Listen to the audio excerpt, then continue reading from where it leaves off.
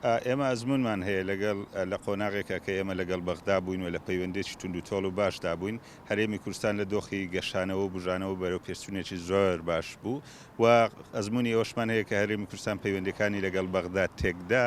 ئەمە دۆخی کوردستان، دۆخی حکوومەتەکەی، دۆخە سیاسەکەی، دۆخە اقتصادیەکەی، دۆخی بژێوی ژیانی خەڵک لە مەترسیدایە. ئێستا هەرێمی کوردستان ئیعلان ناکا ئەگەرنا موفلیسە و سقوتی کردووە، بەڵام تا ئێستا ئیعلانی خۆی نەکردووە. پێم وایە تاکە عیلاج بۆ ئەوەی کوردستان لەم دۆخە پڕ لە مەترسیە دەربازی بێت تەنها ڕێککەوتنێکە لەگەڵ بەغدا، بەڵام ڕێککەوتنێکی بتە و ڕێککەوتنێکی باش، ڕێککەوتنێکی پڕ لە شەفافیت.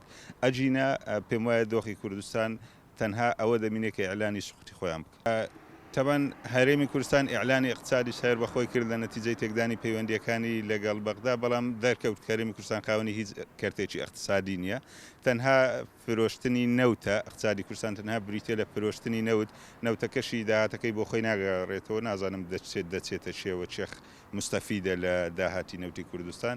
بۆیە کوردستان پێم گوتی ئەگەر لەگەر بەغدا ڕێک نەکەوێ دەبێت ئیعلانی سقوتی خۆی بکات. لەبەر ئەوەی هەموو وەزیفەی حکوومەت تەنها بریتە ئێستا کۆ بۆ تۆ لە پێدانی موچەکەشی پێنادرێت، کەواتە خاوەنی هیچ اقتصادێک نییە لە ئەم کوردستانە. بەڵام من گەشتبینیش نیم بە ڕێککەوتنێکی باش لەگەڵ بەغدا، لەبەر ئەوەی ئەو پەیوەندیە قوڵە حساسەی لە بینی هەولێر تورکیا هەیە، پێم وانە ڕێگە بدا بە دروستبوونی پەیوەندێکی تەندروست و سەحی لەگەڵ بەغدا کە تێدا هەرێمی کوردستان سوودمەند بێ. و یەک شتەیە من دەمێ بۆتی باسکەم کاکەژار، لە هەموو دنیادا کاتێک وڵات دەکەوێتە کێشەیەکی لەم شێوەیەیان لەم دۆخە، سیاسیەکان یا سەرکردەکان قوربانی بە جوزء دەدەن لە پێناو کول. کەچی لە وڵاتەکەی ئێمە پێچەوانەیە، سەرکردەکانی ئێمە قوربانی بە کول دەدەن لە پێناو جوزء. بەداخەوەی کە ئەبینین لە عێراق تاوکو ئێستا هیچ ئاماژەیەک نییە کە چکاتێ موچە دابەشەکە و عێراق کەوتوتە ژێرباری قەرزێکی زۆرەوە.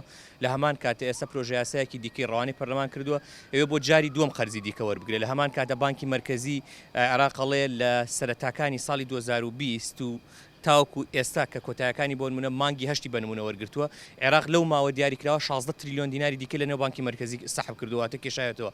هەموو ئەم ئاماژانە پێمانەڵێ بارودۆخی ئابووری عێراق کورتێنانێکی گەورەی ڕوبەڕووبووەتەوە و هەرێمی کوردستانیش پاڵپشت بەوەی کە ئەوێ مامەڵە لەگەڵ بەغدا بکە بەداخەوە لە ناوخۆی خوا هیچ پرۆسەیەکی ڕوونی ئابووری نییە. ئەبینین گفتوگۆکانی پەرلەمان بۆ ئاراستەیە بوو زیاتر خستنە ڕووی واقعەکە بوو. باسی ئەوە نییە کە چۆن چارەسەرەکری، یانوێ چارەسەرەکەی چی بێ.